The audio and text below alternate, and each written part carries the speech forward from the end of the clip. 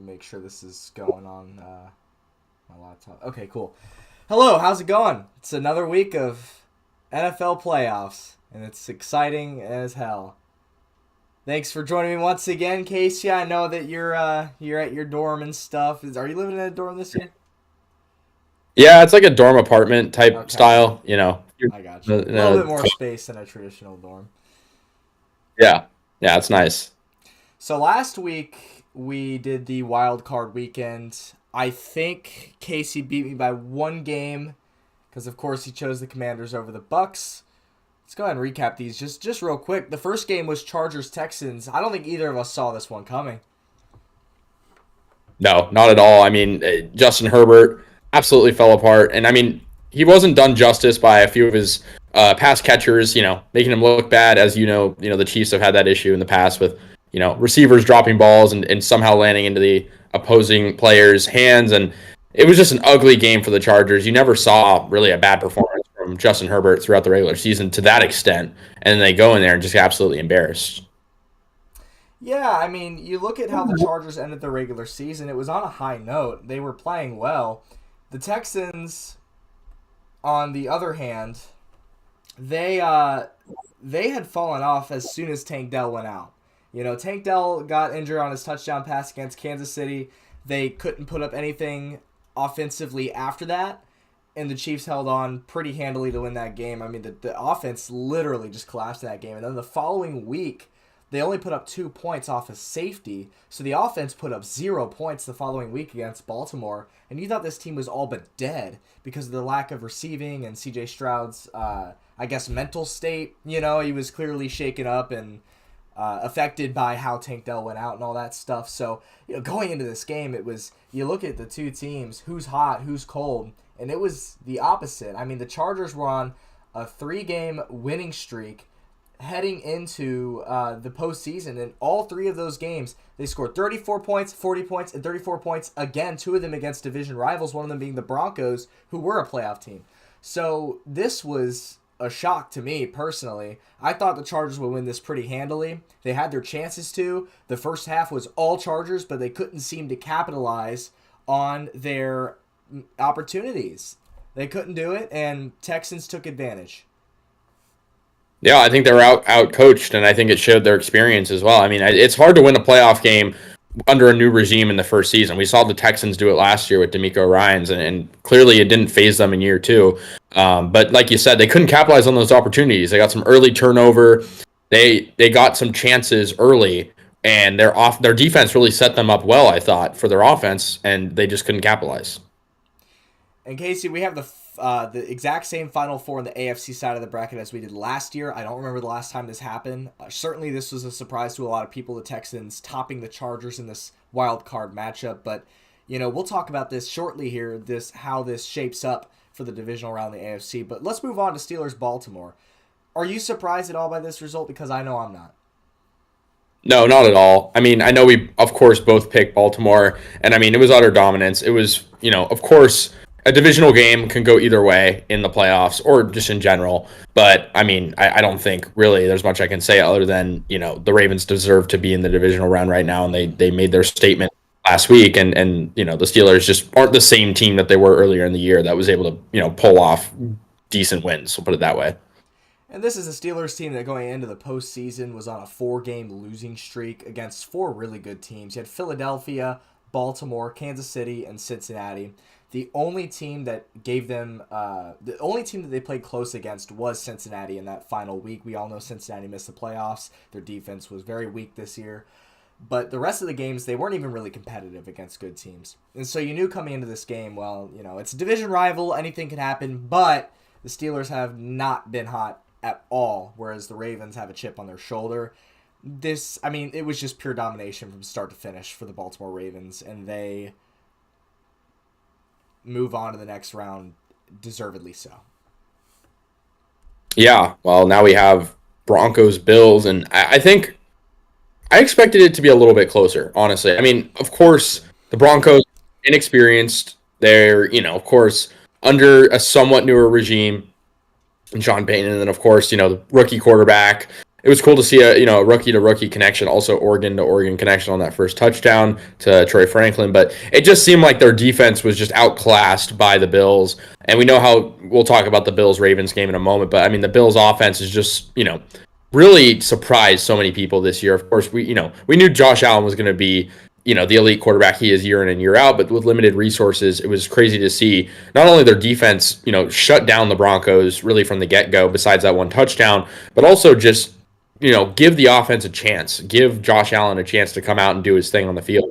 And it seriously, I mean, playing in Buffalo is hard as it is, and going in, to a wild card game where for the Broncos, just not a lot of experience, and coming off, basically a free win against the Chiefs backups. I don't know how that played a factor in it. Maybe they got a little bit too confident, but I think they obviously knew that this was going to be an uphill battle, and so I'm not surprised whatsoever. No, and I said last week on the wild card stream repeatedly that if any of these games are going to be closer than people thought, it would be this one. That was one of my few wrong predictions. It started off looking like it was going to trend that way. I mean, the Broncos were hot. First drive, touchdown. They didn't score a single point for the rest of the game after that. I mean, they just couldn't get anything going. They got a little too aggressive. I mean, you have to get aggressive to beat the Bills in Buffalo as a 7 seed. You have to. They go for a fake punt, they convert, and then they don't get points out of it. They have to punt anyways after they fail to get any further downfield from that fake punt. So it's just they had opportunities. They got aggressive. Sean Payton, give him credit. He did well. He brought this team back from the dead. It's a 9-year playoff drought that ended, and the future is certainly bright for the Broncos. Bo Nix looks like a good quarterback. He's going to be solid in this league. But as far as this game goes, it just they showed their youth and inexperience in it. They got up to a hot start, and they failed to score again after that. The Bills win with ease. Yeah. All right. Well, we move over to the NFC. The Monday night game was held in Arizona. The Rams and the Vikings. Rams obviously with chip on their shoulders with the fires and stuff going on. Of course, having sort of they're not the underdog technically from seeding, but I'm sure they came in with an underdog mentality. They had beaten the Vikings earlier in the season. One of the Vikings' only 3 losses, and the Vikings ended up only losing to 2 teams this year, which is crazy. But I mean, we can't not talk about the defense for the Rams. 9 sacks, I believe it was, for LA. Just absolutely incredible on the defensive front. They were showing all these different blitz packages. You could tell McVay and his coaching staff knew what they were doing. They knew how to figure out the Vikings offensive line. And really just a disappointing way to end the season for the Vikings. I mean, they couldn't get anything going on offense really at all. Jordan Addison and Justin Jefferson did not look like their true selves. The running game was really not there, and Sam Darnold was just overwhelmingly, getting flooded, and that was mostly because of the Rams defense, but his offensive line didn't do him any favors. And I mean, the Rams absolutely hammered him, and I felt bad for the guy, but I mean, it was just utter dominance, and I didn't expect to see it be that much of a one-sided game. Yeah, I mean, you look at the Vikings, and this was a team that just a week before this wild card crush, they were playing in the final regular season game for the 1 seed, and this was the performance they put on against the Los Angeles Rams, who didn't even have true home field advantage. This is the second time they've lost to the Rams this season. It was one of their 3 regular season losses. The Vikings were on, let me count this up, it looks like an 8-game win, 1, 2, 3, 4, 5, 6, 9-game win streak going into that Detroit last week of the season game. So, I mean, they had been a hot team. You could look at the opponents on the schedule. You got the Colts, Jaguars, Titans, Bears, Cardinals. So, I mean, you had weaker opponents. I didn't really pay too much attention to the Vikings this season. I knew they had a good season, but, with Sam Darnold under center, how far did you really expect them to get into the postseason, So this was the one game of Wild Card Weekend where you and I both predicted an upset. The Vikings were the favorites in this game, and they certainly didn't look like it on the field. Rams move on, and I'll tell you what, the Rams, they're a hot team. They move on to play the Eagles. They can make some noise. Absolutely. Then we go to another game I guess a game that was closer. Yeah. Commanders Bucks, and we had differing opinions on the wild card game. First of all, the Commanders' first postseason victory in nearly 7,000 days is crazy. They weren't even called the Commanders before, as we all know. but an absolutely cinematic game, I think. I mean, maybe it didn't have the, aura of certain games just because, the matchups maybe not like the hot ticket per se compared to some of the other ones. But of course, we saw what Jaden Daniels was able to do, leading really, the 4 minute drill, we'll call it maybe the 5 minute drill at the end of the game, setting up Zane Gonzalez, who I don't know how he made that kick, hitting it off the upright and doinking it in. But, a crazy game. I mean, pretty back and forth all the way through. And I mean, I'll say this. Like, I picked the Commanders to win, and I really thought I said this last week, I thought it comes down to, does Jaden Daniels have that dog in him to lead, not just a game-winning drive, but keep his team in the game throughout, the whole thing. And we've seen now, Commanders are, if not the hottest, they're one of the hottest teams still left in the playoffs. They're on a long win streak now, and I believe, including that win, I think 5 of their last 6 games, or maybe their last 5 games, have been decided on the last play, whether that be from scrimmage or I think one was a 2-point conversion. And so that is crazy to me that they're, a little bit of dark magic in the Commanders right now and being able to pull games out. Yeah, the fact that Jaden Daniels is doing all this in year one is remarkable. I mean, this looks like a guy who's going to be really good for the Commanders for a very long time.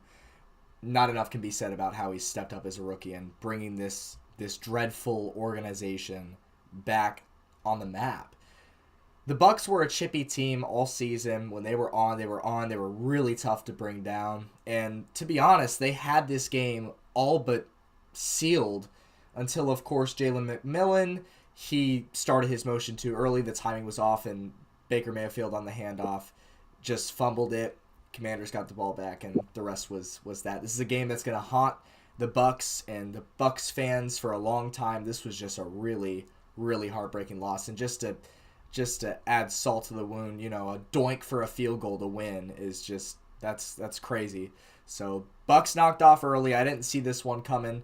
I think they could have been really fun to watch against the Lions because they beat the Lions this year. They knew how to play against the Lions. The Bucks did. So we're just gonna have to wait and see now how the rookie Jaden Daniels and a young Washington Commanders team can step up to the task of playing against the 1 seed on the road. Yeah, well, our final wild card matchup, Battle of the Green, the Eagles and the Packers. And I mean, I think we both probably saw this coming. We both got our picks correct in picking Philly. And I mean, there's not much you can really say here other than Jordan Love had a horrible game. He throws 3 picks. He actually did outthrow Jalen Hurts by 80 or so yards, 75 give or take. However, the Eagles had the run game. They had 119 yards from scrimmage from Saquon Barkley on the ground, whereas the Packers had 81 from Josh Jacobs, who overall had a great season. But I mean, 81 yards in a playoff game when your quarterback is throwing 3 picks is just not really going to cut it, I don't think. Not to mention you don't have Christian Watson for Green Bay. I think the really fascinating thing about the Packers, I've said this all year really to colleagues, is they don't really have a wide receiver one. They kind of just have like an array of like somewhat decent receivers, like maybe above average. Jaden Reed, Romeo Dobbs, Christian Watson. Obviously, he's wounded now. Dontavion Wicks. None of these guys are like elite receivers, but they've done enough this year to get them to where they are in a tough division. None of those guys stood out today.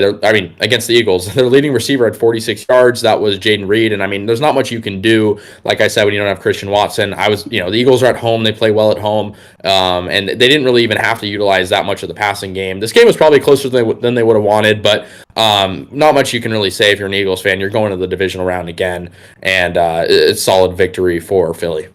This is an outcome that not too many people are surprised about.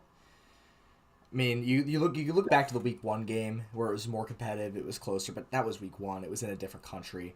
It's hard to take that as an example. The Packers just got simply outplayed the whole match, and the Eagles were just too strong of a force for the Packers to be able to slow down at all. And this was just really a forgettable game. I mean, just like the Ravens and Steelers game, it's just one team dominates and moves on, and that's the end of it. There still only remains, and now I think this is the 4th or 5th season that the NFL has had the 7 seeds in the playoffs. It still remains both 7 seeds lost this year. Only one team's ever done it. That was, of course, the Packers at Dallas last year. Makes you wonder, is this really the right way moving forward, having this 7th seed? Because more often than not, it's really an uncompetitive game. But moving on, let's go ahead and start with the AFC side. We'll switch back over. First game on Saturday is, of course, Texans at Chiefs. What do you think about this one, Casey? Yeah, so I think an interesting stat that I thought about is the Texans are 0-5 all time in divisional That's what round I was just games, looking for. and they're Yeah. they're also 0-5, as you probably know, on the road in postseason games all time. Which they're a somewhat newer franchise. I believe they are the newest franchise in the NFL, but that is still a pretty interesting tidbit. And I think really they've had past teams, like 2019, 2020, Deshaun, and I think those teams were better, and they still lost to the Chiefs in the divisional round. And so I don't think history is technically a good outsource for rationale, I guess, for a pick. But I have a hard time not picking the Chiefs here. I think the Chiefs, you know, are good in this match. They're definitely better on paper in this matchup, I believe, especially with Tank Dell going down, like you mentioned a few weeks ago. I will say, I mean, Mahomes and company have not touched the field in a while. So I wouldn't be surprised if there's some rust, Of right? I course, mean, yeah. they didn't play against the Broncos. Obviously, they had the bye.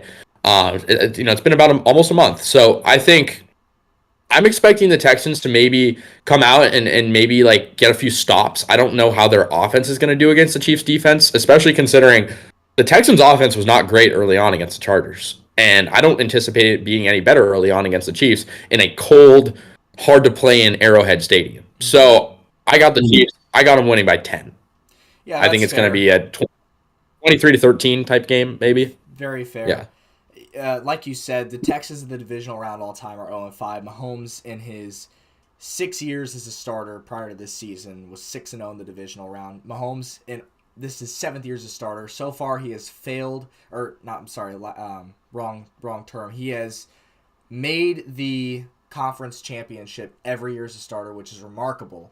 And he's beat some damn good teams in the path to doing so each year. And so I really don't think that streak is going to end at Arrowhead Stadium to the Houston Texans.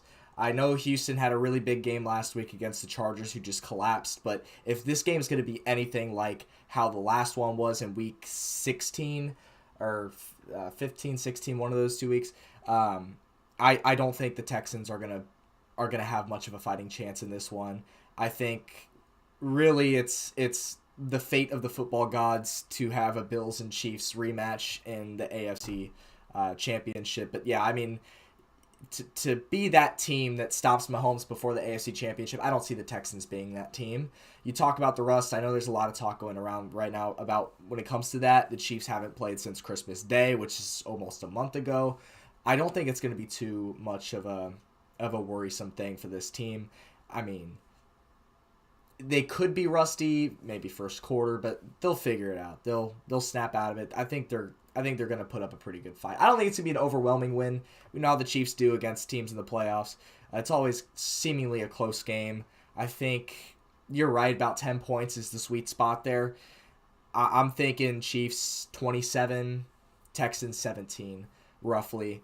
I just don't. I think once the fourth quarter comes around, it's just one of those things that Chiefs are keeping control. Texans aren't really moving too much offensively. Chiefs are going to hold off and win this one, move on to the AFC Championship for the seventh straight season. Yeah, fair enough. I mean, I think definitely it's going to come down to the Chiefs' defense being able to contain Stroud and his weapons. Obviously, like I mentioned, Tank Dell's gone down. I also think coaching is going to be a big part of it. I mean, D'Amico Ryans is I think, a great coach. And what he's been able to accomplish in his first 2 seasons, especially with a rookie last year. But I think it's really hard to outclass the Chiefs in games like this where it just means more. And I just don't see a way where I think the Texans, it's certainly possible for them to upset. I just don't really see a way where they do so. I just think the Chiefs have like all these tidbits on their side. They win one score games. They come out ahead. I don't see why they would go down this early. There's no reason. For the Texans to beat the Chiefs, I mean, they're going to have to play a perfect game, and they're going to have to bank on the Chiefs having a couple of mistakes. I mean, fumbles, interceptions. I mean, they would have to play a perfect game, and I don't see that realistically happening. I got the Chiefs in this one too, and we'll move on to the Bills and the Ravens. And boy, is this one going to feed some families.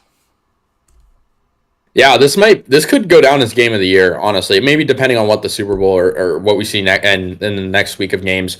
Um, this is crazy. I mean, we have two MVP, guys going up against each other in Lamar Jackson, Josh Allen. These two teams did play earlier in the season. Week 4, it was all dominance from the Ravens, 35-10. But of course, like we've said probably 5 or 6 times, in the past couple weeks, the earlier games in the season don't really mean anything when it's all said and done. Maybe they mean a little bit, but it's completely different in the playoffs. I will say though, Baltimore in that first game, they put up 35 points. They scored in every quarter. They really did a good job, and they've done this all season. Of course, having Lamar Jackson and Derrick Henry will help you do this. They did a great job of establishing the run game, and their offensive line did a great job, only allowing 1 sack in that game. And as opposed to the Bills, allowed 3 sacks in that game, and really couldn't establish a run game. For context, Derrick Henry had nearly 200 rushing yards in that game, averaging over 8 per carry. Lamar had over 9 yards per carry. The Bills had 5 different rushers in that game, combined for 81 total yards, and so their run game was just not there. That game was in Baltimore, there, of course, and both these teams have tough home environments. So it's, of course, a different look, of course, too, for the Bills. They have Amari Cooper now. It's a little bit different.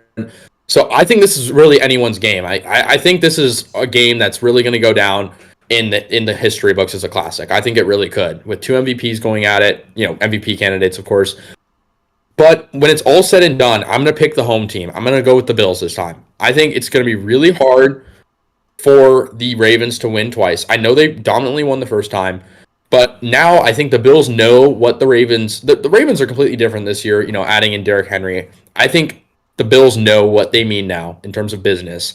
And I think the Bills are going to really keep it tight early on. I think they're going to tighten up their offense. I think they're going to establish a run game. They know what they have to do to beat this team. There was clear errors in the first matchup. They're also at home at Buffalo. We've mentioned already, incredibly, incredibly hard place to play, especially in the playoffs. We've seen that before. The Ravens, of course, are probably used to that type of weather. These teams did play once in the playoffs in 2020. Obviously, same quarterbacks, but that doesn't matter.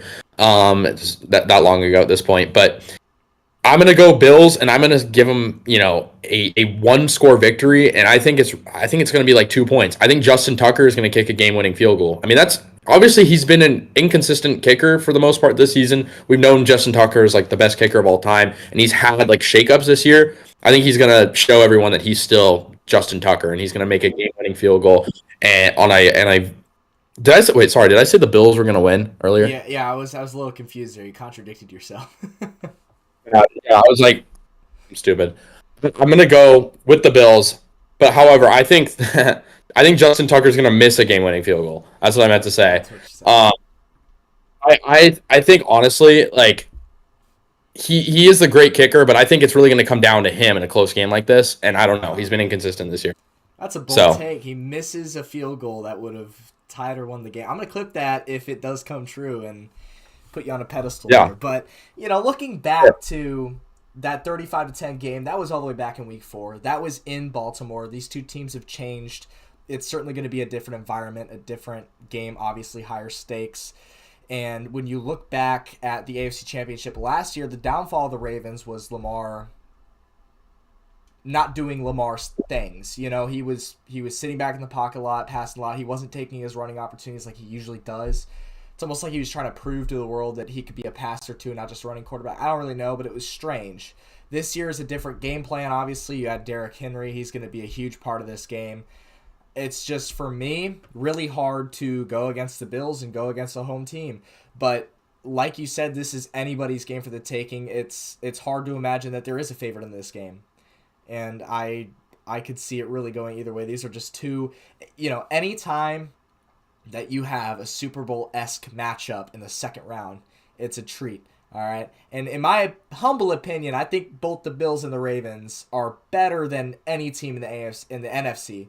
So really, this could be a Super Bowl-esque game right here. I certainly think it will be. I can't imagine this will be a blowout by any means. It's going to come down to the very end. And I've got the Bills winning because of home field advantage. Yeah, well, certainly agree on that. Go over to the NFC. Two, honestly, really interesting matchups, I think. We can start with Commanders, Lions. To two teams that I guess have had somewhat different paths. Of course, the Commanders have banked on we'll win at the last second. We'll pull this game out. We'll rely on our rookie quarterback. I think the receivers have done a good job as well. But you're going to Detroit. You're playing the Lions, went to the NFC Championship last year, literally could have gone to the Super Bowl had they not choked that game. And of course have had just an outstanding season. I'm going to say this. I wouldn't be surprised if this game's close. Like, I think there is a legitimate shot that Jaden Daniels goes in, and I believe the Lions are favored by about 7.5 points, according to my sources. But Washington, they've done a lot of crazy stuff, and then they also proved that they are not going to get blown out. They've only lost one game by more than 8 points. That was, of course, week 1 against Tampa Bay. Well, they proved last week, of course, they can beat Tampa Bay. So, really, they proved against every team that, they're not going to go down without a fight. And so I think this game is going to be close. But Detroit is Detroit. And I don't see them losing in what would be their first playoff game of the season. I think it's going to be closer than a lot of people think. I think this is, a one-touchdown game, potentially, maybe 8 points, like the analytics would say. I think Jared Goff's run game in his backfield is incredible, and I think it's going to be really hard for the Commanders' D to stop that. The Commanders' defense obviously had some struggles last week against the Bucs. Bucky Irving's a great running back, and I think he tested them a lot. So now you add in the running back, core in the Lions, and I think that's going to be really tough to contain. So give me the Lions by a touchdown or two. I'm probably 8 points. I think this game's going to be relatively high scoring though. Yeah, I mean, last week I told you that I viewed the Broncos as like that. Every year there's like one team, it seems like, that's too young and stupid to know that they're not supposed to be there and they're not supposed to be doing good. I was right about that statement. I just was wrong about the team. That team this year is the Washington Commanders under rookie quarterback Jaden Daniels. I mean, this is the team that's too young and dumb to know that they're not supposed to be competitive this early on. I mean, you have a couple quarterbacks like Justin Herbert, for example. They've been in this league for 5 years and they've never won a playoff game. Here's Jaden Daniels in his first, pulling off an upset on the road. So this is a game that the Lions better prepare for, because the Commanders can come out and they can surprise you. And Dan Quinn's not an idiot either. He's a good coach. This is certainly a game, I'm with you, that the Commanders could make it a lot closer than people are expecting. That being said, you do bring up the fact that the Commanders have won a lot of very, very close games that come down to the end this year, and I just don't see that kind of luck continuing into Detroit. This is a big stage for Washington. They've had a great season. If they go out in this game, I don't think there's going to be a single Commanders fan that'll be upset about it.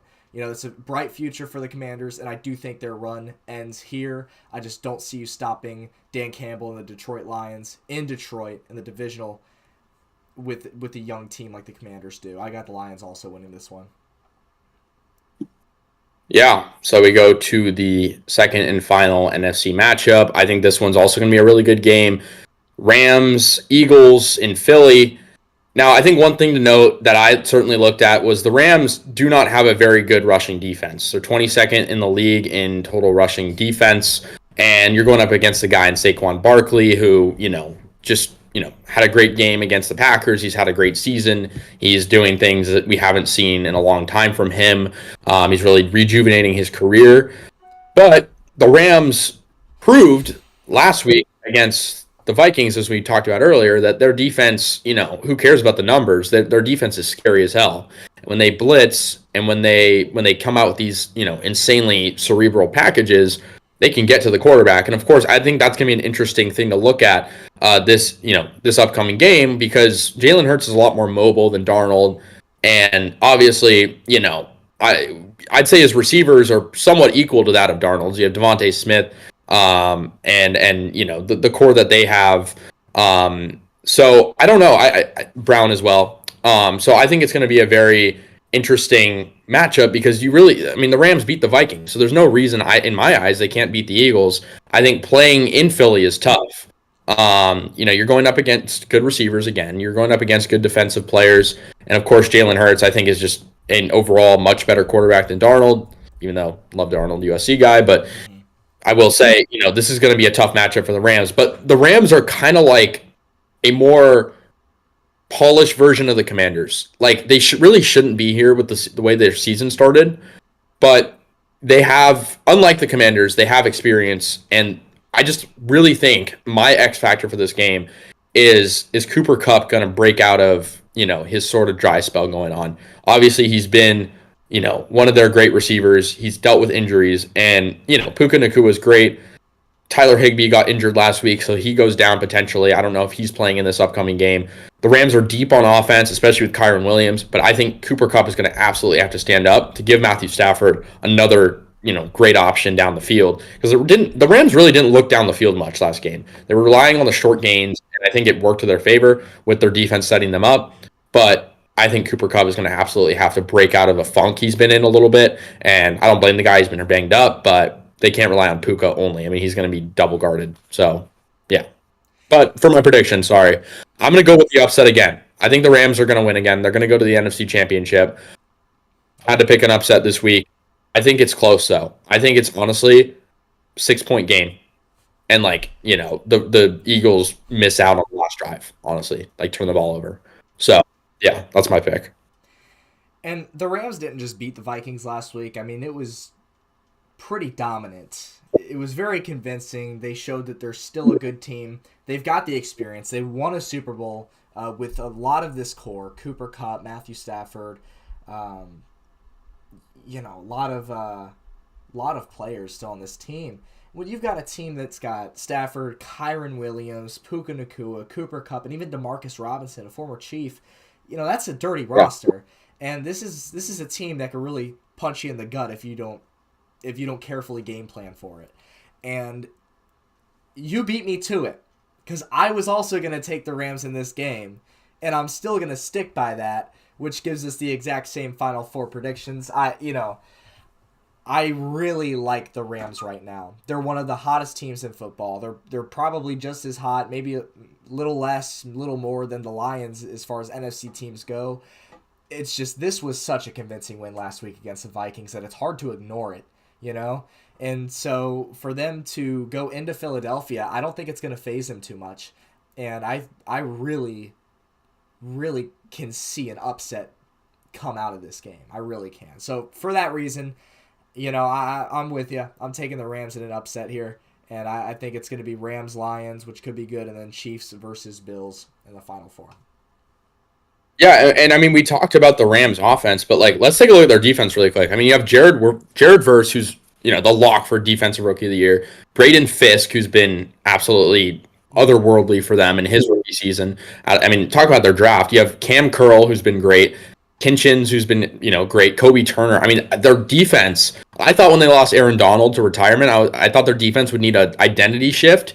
But, I mean, it's taken them no time to turn this unit into, a scary one. They might not have the best numbers on paper, like I mentioned, but they're, finding ways to win these games, and they're setting up their offense. And so I completely agree.